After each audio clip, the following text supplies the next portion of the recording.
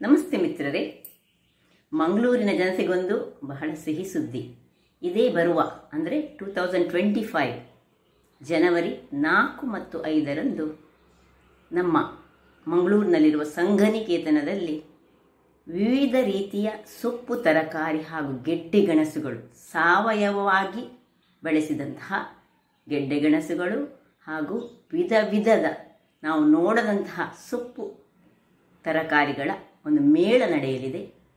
ಯಾರಿಗೆಲ್ಲ ಇಂಟ್ರೆಸ್ಟ್ ಉಂಟು, ಯಾರೆಲ್ಲ ಅದರಲ್ಲಿ ಮಾಡಿದಂತಹ ತಿಂಡಿ ತಿನಿಸುಗಳನ್ನು ತಿನ್ನಲು ಬಯಸ್ತೀರಿ ಅಂಥವರು ಜನವರಿ 4 ಮತ್ತು 5 ಸಂಘನಿಕೇತನಕ್ಕೆ ಬನ್ನಿ ಅಂತ ಹೇಳುತ್ತಾ, ಇವತ್ತು ನಾನು ನಮ್ಮ ಕರಾವಳಿ ಶೈಲಿಯಲ್ಲಿ ಮಾಡುವಂತಹ ಅಂದರೆ ಗಂಜಿಗೆ ನಾವು ಯಾವತ್ತು ಉಪಯೋಗಿಸುವಂತಹ ಸಿಗಡಿಯ ಚಟ್ನಿ, ಅಂದರೆ ಡ್ರೈ ಸಿಗಡಿ, ಒಣ ಸಿಗಡಿಯ ಚಟ್ನಿಯನ್ನು ಮಾಡಿದ್ದೇನೆ.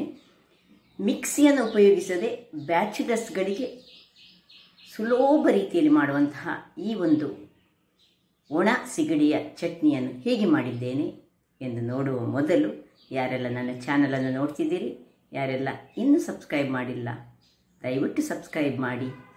ನಮ್ಮ ಕರಾವಳಿಯ ಅಥೆಂಟಿಕ್ ಒಣ ಸಿಗಡಿಯ ಚಟ್ನಿಯನ್ನು ಹೇಗೆ ಮಾಡುವುದು ಎಂದು ನೋಡೋಣ. ನಮಸ್ತೆ ಮಿತ್ರರೇ, ಇವತ್ತು ಕರಾವಳಿಯ ಸ್ಪೆಷಲ್ ಸಿಗಡಿ ಮೀನಿನ ಅಂದರೆ ಡ್ರೈ ಸಿಗಡಿಯ ಎಟ್ಟಿದ ಪೊಡಿತ ಚಟ್ನಿ ಮಾಡುವ.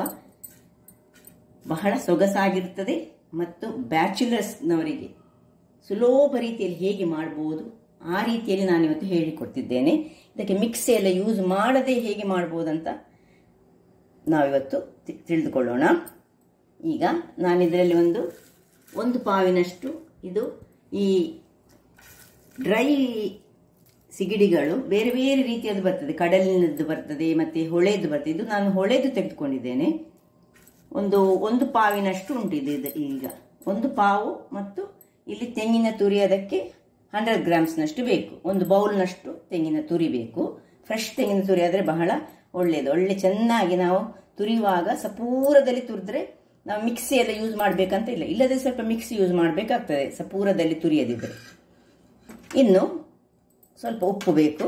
ಒಂದು ದೊಡ್ಡ ನೀರುಳ್ಳಿಯನ್ನು ನಾನು ಸಣ್ಣದಾಗಿ ಹೆಚ್ಚಿಟ್ಟುಕೊಂಡಿದ್ದೇನೆ. ನೋಡಿ, 2-3 ಬೆಳ್ಳುಳ್ಳಿಗಳು, 4 ಬೆಳ್ಳು ತೆಗೆದುಕೊಂಡಿದ್ದೇನೆ. ಇದನ್ನು ಈಗ ಸಣ್ಣದಾಗಿ ಕಟ್ ಮಾಡಿಕೊಳ್ತೇನೆ ನಾನು. ಒಂದು ಸಣ್ಣ ತುಂಡು ಹುಳಿ ಸಾಕು. ಇದನ್ನೀಗ ಸ್ವಲ್ಪ ಇದಕ್ಕೆ ನೀರು ಹಾಕಿ ಇದರದ್ದು ಸ್ವಲ್ಪ ನೀರು ಮಾಡಿಕೊಳ್ತೇನೆ. ಮತ್ತು ಮೆಣಸಿನ ಪುಡಿ, ನಿಮಗೆ ತುಂಬ ಖಾರ ಬೇಕಿದ್ರೆ ಸ್ವಲ್ಪ ಹೆಚ್ಚು ತೆಗೆದುಕೊಳ್ಬಹುದು. ನಾನೀಗ 2 ಟೀ ಸ್ಪೂನ್ನಷ್ಟು ತೆಗೆದುಕೊಂಡಿದ್ದೇನೆ. ನಿಮಗೆ ಬೇಕಿದ್ರೆ 2-3 ಟೀ ಸ್ಪೂನ್ ತೆಗೆದುಕೊಳ್ಬಹುದು.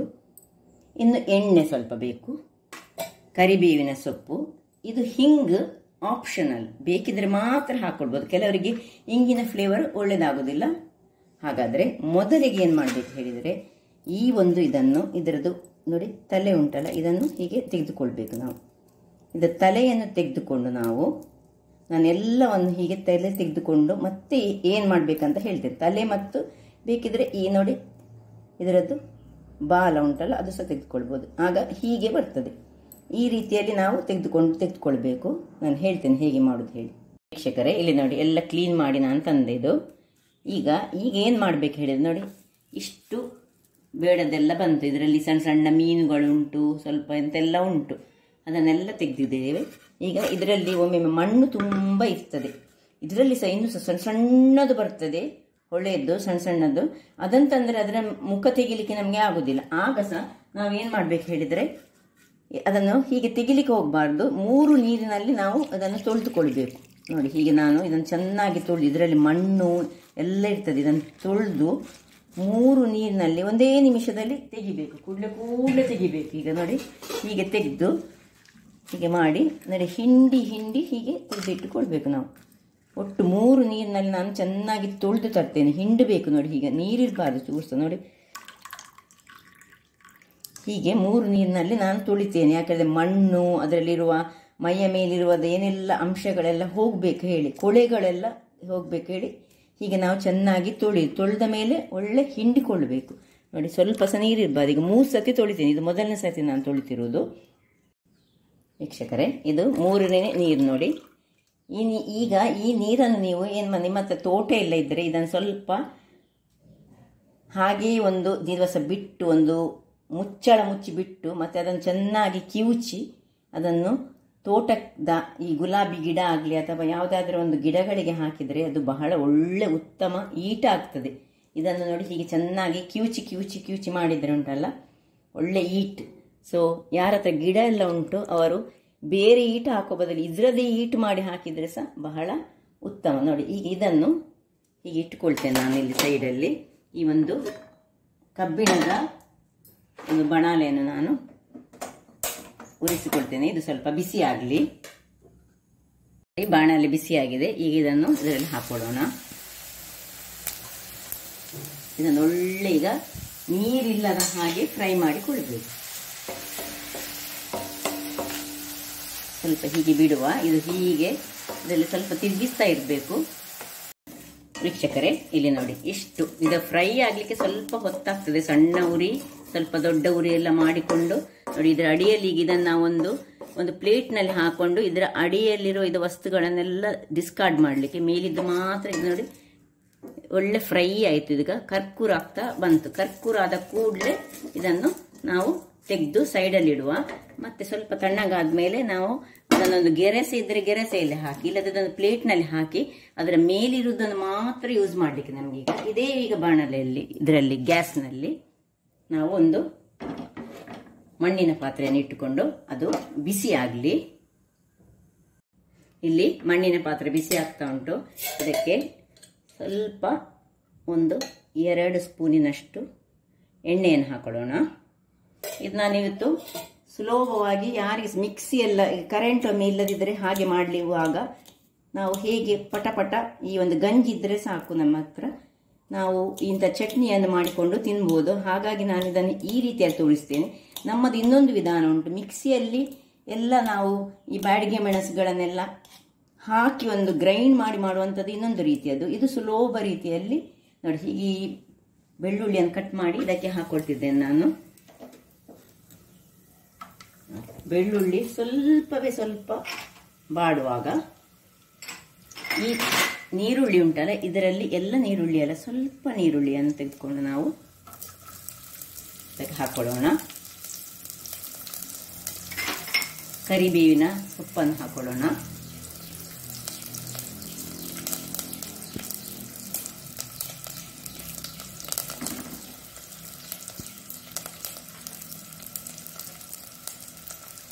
ಸ್ವಲ್ಪ ಉರಿ ಹದದಲ್ಲಿ ಇರಲಿ.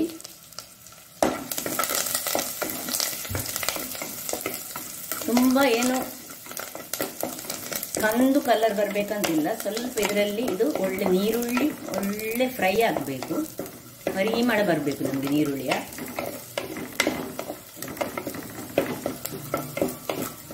ಈ ಹೊತ್ತಿನಲ್ಲಿ ನೋಡಿ ಇದು ಆಪ್ಷನಲ್, ನೀವು ಬೇಕಿದ್ರೆ ಹಾಕೊಳ್ಬೋದು. ಸ್ವಲ್ಪ ಹಿಂಗು, ಕೆಲವರಿಗೆ ಹಿಂಗಿನ ಫ್ಲೇವರ್ ಒಳ್ಳೆ ಆಗುದಿಲ್ಲ. ಆದರೆ ಸ್ವಲ್ಪ ಸಿಗಡಿ ಮೀನು ಸ್ವಲ್ಪ ಗ್ಯಾಸ್ಟ್ರಿಕ್ ಅಂಶ ಹೊಂದಿರೋದ್ರಿಂದಾಗಿ ಒಂದು ಪಿಂಚ್ ಆಫ್ ಇದನ್ನು ಹಾಕೊಳ್ಳಿ. ಹಾಕಿದರೆ ಪರಿಮಳ ನನಗೆ ಖುಷಿ ಆಗ್ತದೆ, ಮತ್ತೆ ಕೆಲವರಿಗೆ ಖುಷಿ ಆಗುದಿಲ್ಲ. ಖುಷಿ ಆಗದವರು ಹಾಕೊಳ್ಬೇಡಿ, ಬೇಕಿದ್ರೆ ಹಾಕೊಳ್ಳಿ. ಆರೋಗ್ಯಕ್ಕೆ ಉತ್ತಮ ಹೇಳಿ ನಾವು ಹಾಕೊಳ್ಳೋದು. ನೋಡಿ ಇಷ್ಟು ಇದು ಆಗಬೇಕು. ಒಳ್ಳೆ ನೀರುಳ್ಳಿ ಸ್ವಲ್ಪ ಫ್ರೈ ಆಗುವಾಗ ನಾವೀಗ ಈ ಒಂದು ಮೆಣಸಿನ ಪುಡಿ, ನಿಮ್ಗೆ ಎಷ್ಟು ಮೆಣಸಿನ ಪುಡಿ ಬೇಕು ಅಷ್ಟು ಮೆಣಸಿನ ಪುಡಿಯನ್ನು ಹಾಕೊಳ್ಬೋದು. ನಾನು 2 ಚಮಚ ಹಾಕೊಂಡಿದ್ದೇನೆ. ನಿಮಗೆ ಸ್ವಲ್ಪ ಹೆಚ್ಚು ಖಾರ ಬೇಕಿದ್ರೆ ಹೆಚ್ಚು ಖಾರ ಹಾಕೊಳ್ಳಿ. ಇನ್ನು ಸ್ವಲ್ಪ ಉಪ್ಪನ್ನು ಹಾಕೊಳ್ತಿದ್ದೇನೆ ಇದಕ್ಕೆ ನಾನು.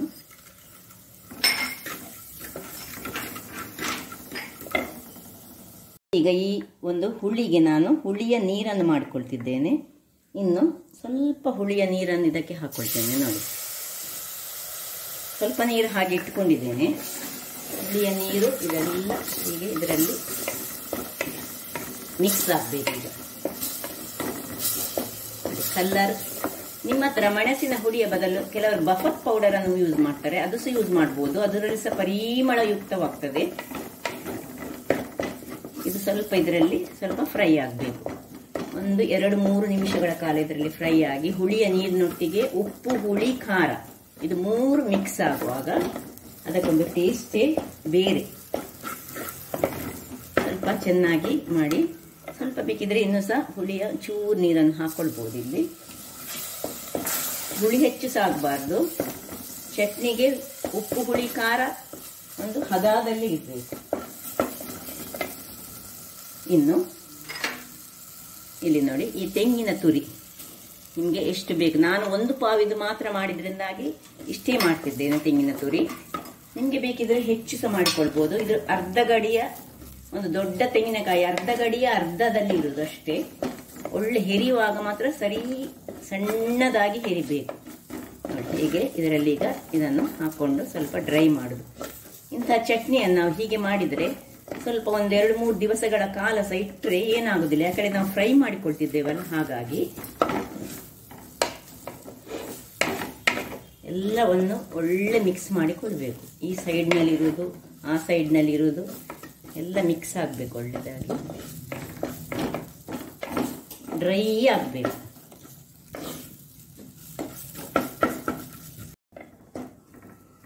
ಇಲ್ಲಿ ನೋಡಿ ವೀಕ್ಷಕರೇ, ನೋಡಿ ಇದು ಆಗ್ತಾ ಬಂತು. ಈಗ ನೋಡುವ ಇದರದ್ದು ಉಪ್ಪು ಎಲ್ಲ ಹೇಗೆ ಉಂಟು ಸ್ವಲ್ಪ ನೋಡ್ಕೊಳ್ಳೋಣ.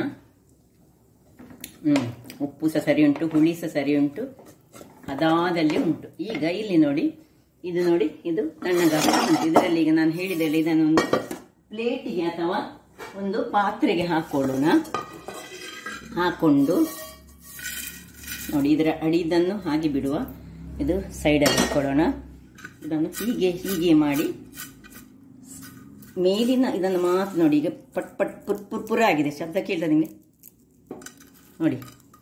ಇದೆಲ್ಲ ಇದನ್ನು ಈಗ ಚೆನ್ನಾಗಿ ಡ್ರೈ ಆಗಿದೆ. ಈಗ ಇದಕ್ಕೆ ಹಾಕ್ಕೊಳ್ಳೋದು. ಈಗ ಆಫ್ ಮಾಡ್ಕೊಳ್ಳಿಲ್ಲ ನಾನಿನ್ನೂ ಸಹ. ನೋಡಿ, ಮೇಲಿನದು ಮಾತ್ರ, ಅಂದರೆ ಅದು ಅಡಿಯಲ್ಲಿರುವ ಹುಡಿ ಹುಡಿ ಎಲ್ಲ ಏನು ಹಾಕ್ಕೊಳ್ಬಾರ್ದು. ಜಸ್ಟ್ ಹೀಗೆ ಮಾಡಿಕೊಂಡು ಹೀಗೆ ಹೀಗೆ ಹೀಗೆ ಹೀಗೆ ಮಾಡಿ ನೋಡಿ, ಈ ಭಾಗಗಳನ್ನು ಮಾತ್ರ ಹಾಕ್ಕೊಳ್ಳೋಣ. ಮೊದಲೇ ನಾವು ಸ್ವಲ್ಪ ಕ್ಲೀನ್ ಮಾಡಿಕೊಂಡಿದ್ದೇವೆ. ಹೀಗೆ ಪ್ಲೇಟ್ನಲ್ಲಿ ಹಾಕ್ಕೊಂಡು ಇದನ್ನು ನೀರಿನಲ್ಲಿ ತೊಳೆದುಕೊಂಡಿದ್ದೇವೆ. ಅಂದರೆ ಕ್ಲೀನಾಗಿ ನಮ್ಮ ಆರೋಗ್ಯಕ್ಕೆ ಏನು ಹಾನಿ ಆಗಬಾರ್ದು ಅಂತ ಹೇಳಿ ನಾವು ಇಷ್ಟು ಜಾಗ್ರತೆ ವಹಿಸುವುದು, ಕ್ಲೀನಾಗಿ ಮಾಡಲಿಕ್ಕೆ. ನೋಡಿ, ಇದೆಲ್ಲ ಡಿಸ್ಕಾರ್ಡ್ ಮಾಡಲಿಕ್ಕೆ ಇದು ಅಗತ್ಯ ಇಲ್ಲ. ಇದನ್ನು ಹಾಗೆ ಇಟ್ಕೊಳ್ಳೋಣ. ನೋಡಿ, ಈಗ ಇದನ್ನು ಹೀಗೆ ತಿರುಗಿಸಿಕೊಂಡು ಹೀಗೆ ಇದೀಗ ಕೊನೆಯಲ್ಲಿ ಹಾಕಬೇಕು. ಈಗ ನಾವೀಗ ಮಧ್ಯಾಹ್ನ ನಾವು ಊಟಕ್ಕೆ ರೆಡಿ ಮಾಡುವಾಗ ಇದನ್ನು ಹಾಕ್ಕೊಳ್ಬೇಕು. ಇನ್ನು ಸ್ವಲ್ಪ ನೀರುಳ್ಳಿ ಉಂಟಲ್ಲ, ನೀರುಳ್ಳಿಯನ್ನು ಒಳ್ಳೆ ಫೈನಾಗಿ ನೋಡಿ ಹಾಕೊಂಡು ನೀರುಳ್ಳಿಯನ್ನು ಹೀಗೆ ಇದರ ಮೇಲೆ ಹಾಕ್ಕೊಂಡು ಒಮ್ಮೆ ತಿರುಗಿಸ್ಕೊಳ್ಳೋಣ. ಜಸ್ಟ್ ಇದರ ಬಿಸಿಯಲ್ಲಿ ಅದು ಕರ್ಕುರಾಗಿ ನಮಗೆ ಸಿಗಬೇಕು. ಈಗ ಇದನ್ನು ಆಫ್ ಮಾಡ್ಕೊಳ್ತಿದ್ದೇನೆ ನಾನು. ಆಯಿತು ನೋಡಿ, ಹೀಗೆ ಆಯಿತು ನೋಡಿ. ಚಟ್ನಿ ಹೇಳಿದರೆ ನೋಡಿ ಈ ರೀತಿಯಲ್ಲಿ ಇರಬೇಕು ವೀಕ್ಷಕರೇ. ನೋಡಿ, ರೆಡಿ ಆಯಿತು. ಹೀಗೆ ಹೀಗೆ ಟೇಸ್ಟ್ ನೋಡೋಣ. ಬಹಳ ಚೆನ್ನಾಗಿದೆ. ಉಪ್ಪು ಹುಳಿ ಖಾರ ಎಲ್ಲ ಒಟ್ಟಿಗೆ ಆಗಿ ಒಂದು ಗಂಜಿ ಇದ್ದರೆ ಸಾಕು. ಈಗ ಗಂಜಿ ಒಟ್ಟಿಗೆ ಇದನ್ನು ಹೇಗೆ ತಿನ್ಬೋದು ಹೇಳಿದೆ. ಈಗ ಸರ್ವಿಂಗ್ ಟೈಮ್. ಗಂಜಿಗಂತೂ ಹೇಳಿ ಮಾಡಿಸಿದಂಥದ್ದು ಹೀಗೆ ಬಂದಿದೆ ನೋಡಿ. ಇದೀಗ ಕರ್ಕುರಾಗಿ ಇರಬೇಕು.